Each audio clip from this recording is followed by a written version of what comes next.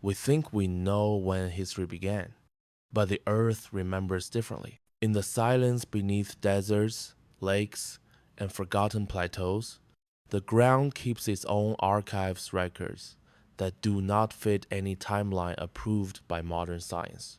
From the submerged ruins off the coast of Japan to the granite corridors buried under the sands of Sudan, something ancient keeps whispering through stone and metal. Official institutions dismiss them as anomalies, geological accidents, or colonial myths, yet their fingerprints appear everywhere, from Alaska to Anatolia, from the Andes to the Arctic shelf. These discoveries are rewriting not just the story of civilizations, but the very definition of what human might mean. In 1872, workers drilling a post hole near Lake Winnipesaukee, New Hampshire, struck something hard at a depth of 2 meters. What emerged was a perfectly ovoid stone, black quartzite, carved with symbols that resembled both Native American and Phoenician markings. The object was transferred to the New Hampshire Historical Society, where it remains cataloged as item 1920.5. At first, it was considered an ornamental charm, dated roughly 200-400 years old by stratigraphic context. But later mineral analysis contradicted that the quartzite source lies more than 500 miles away, and the polish indicated a technique achievable only with rotary tools under high pressure. Spectral microanalysis at Harvard's Peabody Museum in 1994 confirmed no iron residue, no tool marks, consistent with 19th century manufacture. Scholars suggested it was a trade object or a hoax. Then came the anomaly. Radiocarbon samples from adhering clay layers dated to 2000 BCE. Geological mismatch, linguistic impossibility, chronological chaos. Some proposed it belonged to an unknown pre-Columbian transatlantic culture. Others quietly withdrew their papers. The object was quietly sealed in a temperature-controlled drawer. No institution will redate it publicly. But every year, new petitions demand its re-examination. History remains silent. In 2008, a team from the Geological Survey of India extracted a polished basalt sphere from the crater rim near Lonar Lake, Maharashtra, at coordinates 19.975 degrees north, 76.511 degrees east.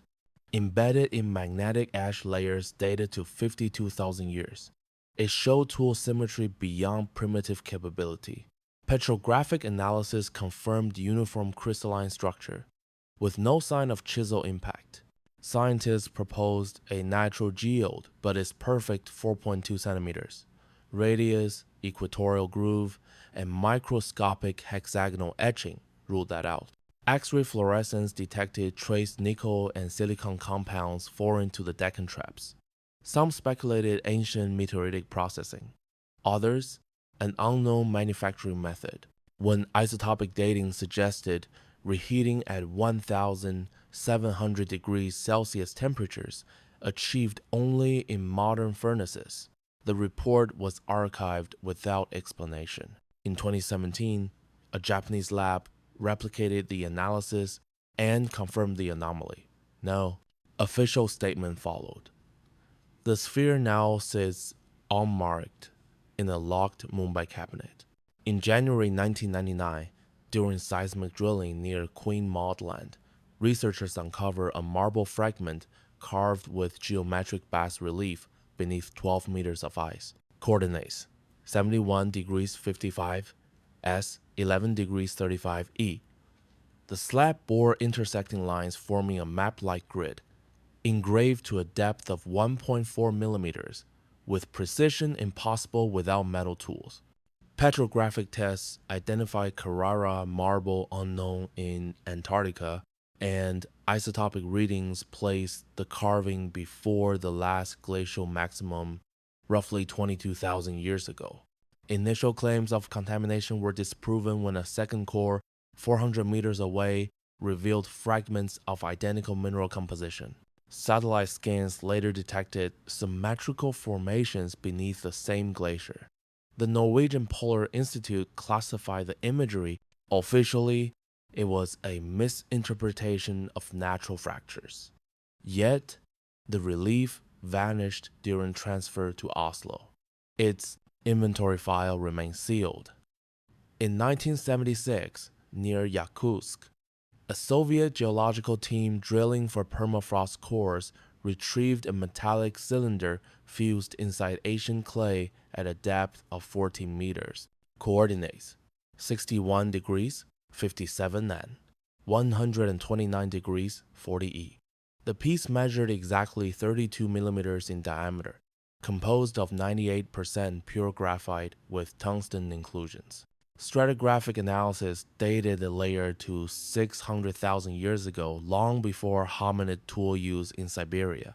X-ray tomography revealed concentric filaments arranged like wiring. Moscow's Vernadsky Institute classified it as natural pseudomorphism, yet the microstructure contradicted any known geological process. Western labs requested samples. All were refused. In 1991, after the Soviet collapse, the artifact disappeared from the Irkutsk archive. Satellite magnetometry later detected identical anomalies deep beneath the Lena River basin. No follow-up expeditions were authorized. In 1936, beneath the sand near Saqqara, Egypt, archaeologist Etienne Dupuy unearthed a thin copper disc fused to a layer of crystalline quartz. Found within a sealed tomb shaft dated to the Old Kingdom's 5th dynasty, it seemed decorative until spectral microscopy in 1952 revealed it functioned as a convex lens polished to optical precision. The quartz interface bore traces of tin and arsenic, implying advanced metallurgical control. Carbon residues on the burial wall dated older than the dynasty itself. The Cairo Museum labeled it ritual ornament, use unknown. In 2003, a reanalysis at the University of Turin showed the curvature produced magnification equal to a modern lens of 3.1 times. Official publications omitted the result. Rumors claim two identical lenses remain hidden in private collections, traded among restorers like contraband knowledge. In 2011, during tunnel excavation beneath Cusco, Peru, engineers struck a mosaic of metal plates embedded in volcanic rock at 18 meters depth. Coordinate: 13 adin S 7 adin 8 W. Each plate measured 42 by 27 centimeters, alloyed from copper, silver, and an unidentified element with atomic mass near 115. Carbonized organic residue in the joints dated to roughly 9,400 BCE. The Ministry of Culture called it a ritual pavement, though electron microscopy showed nanoscopic inscriptions forming repeating mathematical sequences, phi ratios, orbital constants. Independent physicist Dr. Ramon Villacorta called it evidence of metallurgical intelligence beyond the Neolithic. Within months, the dig site was sealed and access restricted under infrastructure safety. Locals report faint magnetic interference and low-frequency resonance where the tunnel collapsed. No academic report followed. In 2020, sonar mapping of the Dogger Bank submerged between Britain and Denmark revealed an 11-kilometer chain of stone slabs carved with spirals and lattice motifs aligned to ancient coastlines. 5430N, 3 Nor E, marine archaeologists from Utrecht University first dismissed them as fishing debris until side scan imagery exposed tool marks consistent with flint chisels. Sediment dating through optically stimulated luminescence placed them at 10,600 BCE, when the area was dry land. Yet the carvings mirrored symbols later found in Neolithic Orkney 2 millennia younger. Core samples showed residue of red ochre and burned animal fat ritual pigments. The British Museum's preliminary report was withdrawn, citing uncertain stratigraphy. Satellite magnetometry detected further linear anomalies stretching toward the Norwegian Trench, suggesting a larger network. Some now speak of a drowned civilization that mapped tides before agriculture existed. The North Sea project remains classified under marine preservation law. Official silence grows heavier than water.